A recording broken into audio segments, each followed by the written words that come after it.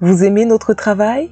Alors likez nos vidéos et partagez-les autour de vous afin d'édifier le plus grand nombre. Merci. Nous vous souhaitons une bonne écoute.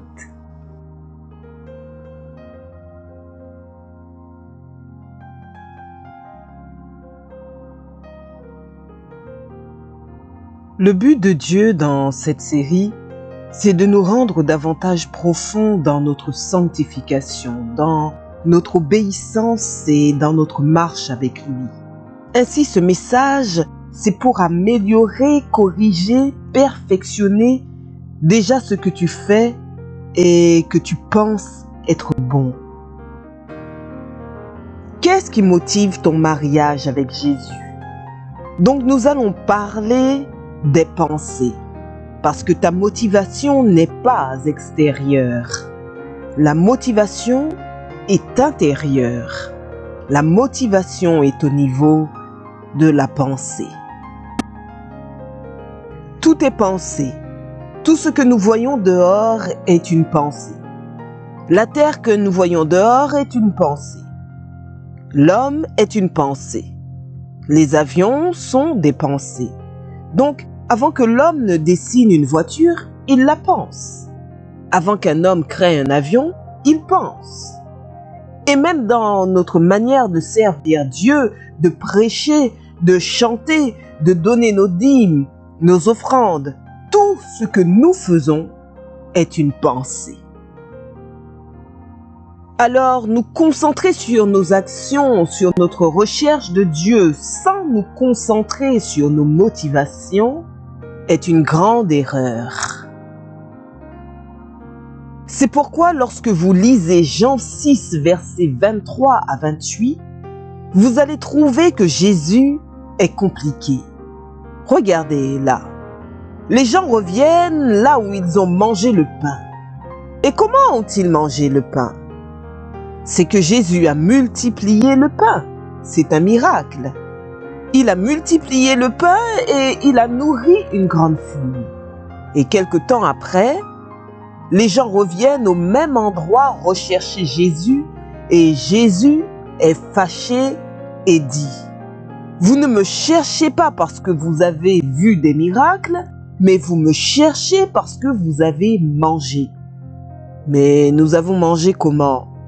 C'est par le miracle. En soi, ces hommes n'étaient pas épatés par la puissance de Dieu, ils étaient épatés par la qualité du pain. Donc si Jésus-Christ était un boulanger et qu'il ne faisait pas de miracle, il serait revenu. Ils ne sont pas revenus auprès de Jésus-Christ parce que c'était un homme de miracle, mais parce qu'ils avaient mangé. La nourriture pour eux était plus importante que Jésus-Christ. Combien de fois, mes frères, nous nous attachons au pain et pas à la source du pain. Jésus-Christ ne voulait pas que ses disciples soient attachés au résultat, mais à la source du miracle. Ils étaient attachés au pain de la terre, alors que Jésus est le pain du ciel. Chaque fois que Dieu fera un miracle dans ta vie, il attendra que tu deviennes un meilleur adorateur. Ils ont gardé leur niveau spirituel alors qu'ils avaient vu un miracle.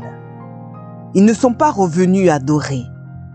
Ils sont revenus manger. Quand Dieu te donne de l'argent, c'est pour que tu puisses croire qu'il t'aime et qu'il existe. Quand Dieu te guérit, ce n'est pas pour que tu fasses de lui un guérisseur, mais pour que tu saches qu'il t'aime. Tout ce que Dieu fait dans nos vies, c'est pour déclencher une adoration. Si Dieu agit dans ta vie et tu ne l'adores pas, Dieu considère que tu as échoué. Parce que Dieu recherche des adorateurs. Face à l'argent, nous sommes comme des païens. Face au pouvoir, nous sommes comme des païens. Des païens quand il s'agit de nos vies, quand il s'agit de nos intérêts. Mais quand nous sommes attaqués par des démons, nous sommes des chrétiens. Quand nous avons des problèmes, nous sommes des chrétiens. Nous avons besoin de notre mari Jésus seulement pour son nom. Le reste, nous n'en avons pas besoin. C'est ça, utiliser Dieu, se servir de Dieu, manipuler Dieu. La Bible dit, tu n'utiliseras pas le nom de Dieu en vain. Combien de fois nous utilisons le nom de Dieu en vain? Dieu est devenu une clé qui ouvre seulement des portes. La clé de ma voiture, j'en ai pas besoin maintenant. Elle va être là dans mon bureau de 7h jusqu'à même 20h. Je l'ai laissée quelque part, mais à 20h. Je vais la chercher et je vais l'utiliser. Est-ce que j'aime la clé? Je n'aime pas la clé de ma voiture. J'en ai besoin seulement pour démarrer ma voiture. Et des fois, Dieu n'est qu'une clé dont nous avons besoin que quand on a des problèmes. Quand tu n'as pas de problème, Dieu n'est pas important. J'ai dit que j'allais faire un parallèle entre l'Église et la femme. La femme est l'Église. Jésus est le mari. Parce que la Bible nous dit que nous devons aimer nos femmes comme Christ a aimé l'Église, donc il y a un enseignement dans le mariage. Vous devez savoir, mes frères et sœurs, que le mariage est un enseignement. C'est un enseignement sur Jésus-Christ et l'Église. L'homme représente Christ. La femme représente l'Église. Voici une erreur que moi j'avais, je l'admets. Il fut un temps dans ma marche avec Dieu, je recherchais l'intimité avec Dieu, je me sanctifiais parce que j'avais peur. J'avais peur d'aller en enfer. C'est-à-dire que tu renonces à un péché, mais parce que tu ne veux pas finir dans le feu. Tu renonces à un péché parce que tu ne veux pas perdre l'onction. Tu te gardes de faire le mal parce que tu as peur du scandale. Tu te gardes de faire des mauvaises choses parce que tu sais que Dieu peut te frapper. Un jugement peut tomber sur toi. Et tu penses que c'est un bon niveau et on appelle ça la crainte de Dieu, n'est-ce pas? Mais est-ce que c'est ça? Et tu peux être là en train d'abandonner ceci, de ne pas faire cela, et tu penses que Dieu est content de toi. Et tu penses que c'est une bonne dimension, une grande dimension, jusqu'à ce que j'ai comparé cette façon de faire à un mariage. J'ai compris que c'était un bas niveau. Tu vas auprès d'une femme et tu lui dis: pourquoi tu ne trompes jamais ton mari? Elle dit: j'ai peur de la sorcellerie. Comme il y a beaucoup de frères qui aiment épouser les femmes balouba, parce qu'ils disent que les femmes balouba sont fidèles parce qu'elles ont peur de la sorcellerie. Donc tu as besoin de la sorcellerie pour entretenir ton couple?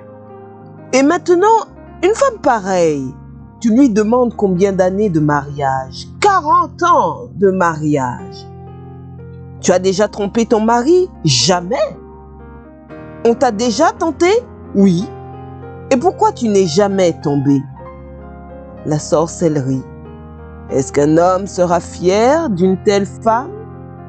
Répondez-moi. Est-ce qu'un homme sera fier d'une telle femme? Une femme qui ne trompe pas son mari parce qu'elle a peur du divorce. Est-ce qu'un homme sera fier d'une telle femme? Mais c'est ce que nous faisons. Pourquoi tu te sanctifies? Parce que tu as peur ou parce que tu aimes? Tu as peur. Tu as peur de te retrouver sur YouTube. Mais s'il n'y avait pas de YouTube, s'il n'y avait pas de YouTube, mais s'il n'y avait pas l'enfer, si on pêche et l'onction grandit, qui va se sanctifier? Si on pêche et on va au ciel quand même, qui va se sanctifier? C'est pourquoi mes frères, il ne faut jamais se sanctifier parce que vous avez peur. Vous savez pourquoi? Parce que le sentiment de peur diminue. J'aurai peur aujourd'hui, j'aurai peur demain, je n'aurai pas peur toujours. Des fois en matière de peur, voici ce qui arrive. Des fois tu pèches, Dieu ne te frappe pas, rien ne t'arrive. Et c'est alors que les gens s'encouragent. Il y a des gens qui ont vécu dans le péché et qui sont morts à 100 ans. Mais quand ils meurent, alors ils voient le feu. Sanctifiez-vous parce que vous aimez Dieu. Sanctifiez-vous parce que vous aimez Dieu. La peur est un sentiment faible. Et quand tu marches avec Dieu parce que tu as peur, tu n'es pas une épouse. Tu es un serviteur.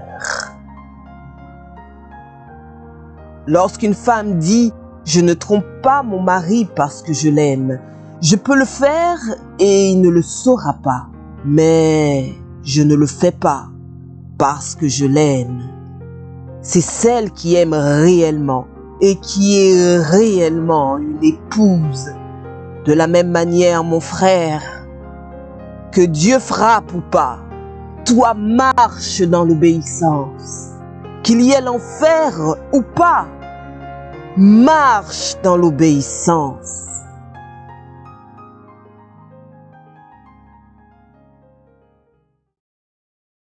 Voilà, c'est tout pour cette vidéo. Mais comme promis, nous allons partager avec vous la citation que nous avons sélectionnée. Chaque fois que Dieu fera un miracle dans ta vie, il attendra que tu deviennes un meilleur adorateur. Ils ont gardé leur niveau spirituel alors qu'ils avaient vu un miracle. Ils ne sont pas revenus adorer. Ils sont revenus manger. Et vous, quelle citation a le plus retenu votre attention? Dites-le nous dans les commentaires. Si vous avez aimé cette vidéo, n'hésitez pas à vous abonner, à liker, à commenter et à partager. Nous vous disons à bientôt et bonne route sur le chemin de votre destinée.